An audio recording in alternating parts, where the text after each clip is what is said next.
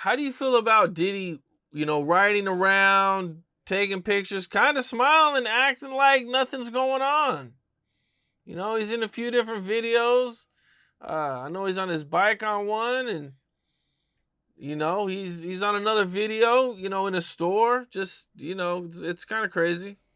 It's crazy that you see him now more doing those things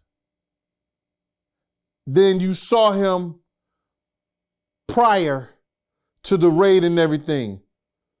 Whoever he got as his publicist, his PR people that's telling him to do those things, they got to be out there crazy, man, trying to make it seem like it's normal, that you're a normal person, and he ain't never been trying to be a normal person through this whole thing. But now he's out trying to show people that he's normal and he's just regular, riding a bike, going into the stores, taking his kids places and everything. Yo, I don't blame him when it's getting close for this to be probably his last days free. Just trying to get out there. Okay, so now that all this has came out, you've been a big voice against Diddy. You've spoken up against Diddy. Have you spoken about your... Bruh. No? I've been a big voice against Diddy? Nah. Come on, Cam. Oh, okay. What have I said against Diddy? Not much, right? I thought it was kind of a lot, but I guess I could be mistaken. Listen, Cam. Oh. I was there when Bad Boy started at Uptown Records. I was doing the parties at the doors that they were doing. I have pictures. Heavy D first birthday party. You know what I'm saying, with Uptown Records. You understand? Diddy was brought over and he became part of our crew, the same gang. When he was doing parties at the Red Zone in the building, I was there, brother. You understand? I never had nothing against Sean, John, Combs, Puffy, Daddy's House, Puff Daddy, or Diddy.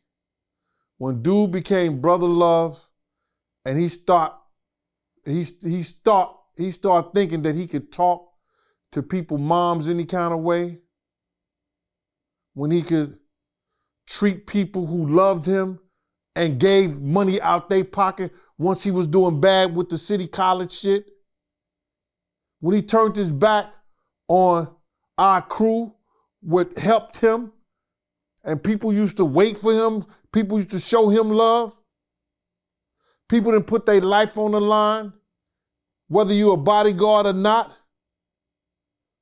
When he became that individual, all I did is told what he did. And if that's been a voice against him, say hello to the bad guy. Okay, for sure. I hear you, bro. I hear you. So now, the feds have probably talked to Cassie and probably talked to a lot of other people. The feds come knocking on your door.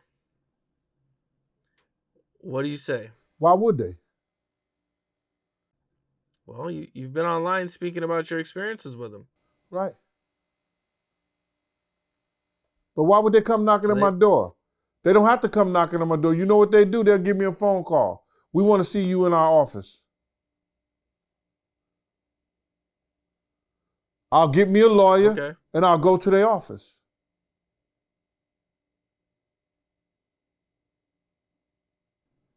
Okay. Like any normal citizen would. What do you think about the documents that dropped alleging that Young Miami and 50 Cent's baby's mom were paid a monthly fee to be Diddy's sex worker?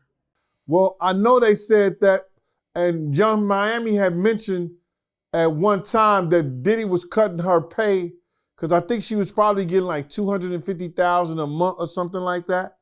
But if you look at the history of Cassie, Cassie was paid for 10 years up to, I think, like $2.5 million.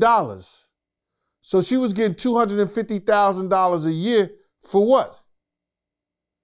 They say that she was an artist developer or something like that, but I don't know in those 10 years any artists that she developed. What happens is that the IRS is going to see what money was being paid out. That's why the IRS went to everybody who was doing business deals with them, that he was doing business deal, and asked for the paperwork, the paper trail. So they're going to see where this money was coming from, where this money was going to, and who was getting it for what reasons. And if they were getting money for allegedly being sex workers for them, that's what you call sex trafficking. So this could be a problem. Big time. But they'd have to prove it. Yes, sir. So, sex trafficking. From what I understand, sex trafficking is like, you can literally, like talk to a chick on Instagram and she lives in Wyoming and you fly her out to your house to have sex. That could be considered sex trafficking. No, it can't. No, it can't. Okay, so what? Sex trafficking is when you take underage. Because if I got a girl, come on, Cam. If I talk to a girl in Miami and I want to fly her to New York, you know what I'm saying? And she come to my house and we, as consenting adults, have sex, that's not sex trafficking. Sex trafficking is when you are buying or purchasing or selling sex. You know what I'm saying? And you go from state to state doing it, or you have underage coming to state to have sex and do sex and lewd acts. That's more like sex trafficking, bro. It can't be with somebody that you meet online and you fly them to your crib. Not at all. So I'm going to read a quick definition of it. Sex trafficking is human trafficking for the purpose of sexual exploitation. It has been called a form of modern slavery because of the way victims are forced into sexual acts non-consensually in a form of sexual slavery. Mm-hmm. Now, what your question was and what you said to me, if you call a girl from Wyoming and you fly her in and you have sex with her, you're not doing nothing against her own will, right?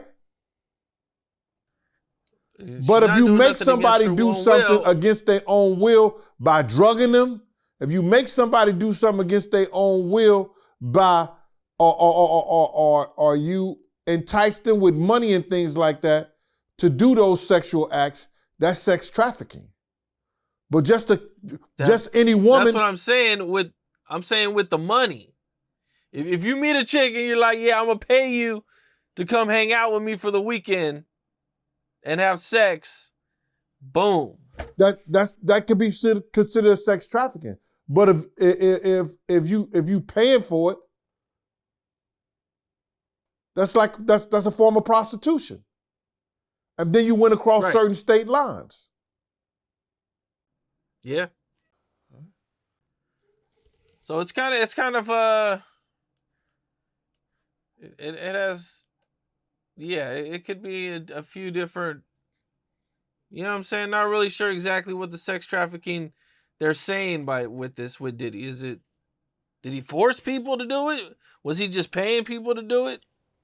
Well, I can't say I wasn't there. I had nothing to do with that. But based on the information that we have, Lil Rod said that he was putting things into the drinks. He was making people take tequila shots. that was laced with certain drugs that enticed people to want to have sex and everything. This is part of the complaint that the people around him are saying. This is a thing that Jonathan Obi was saying. This is the thing that Cassie was saying. I never said that because I wasn't around them during them times.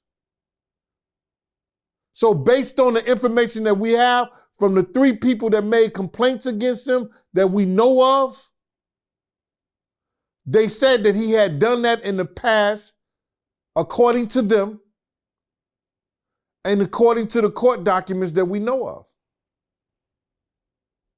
What's up? This is Cam Capone. We got more content like this coming soon, so hit that like button, subscribe, and stay locked in to Cam Capone News.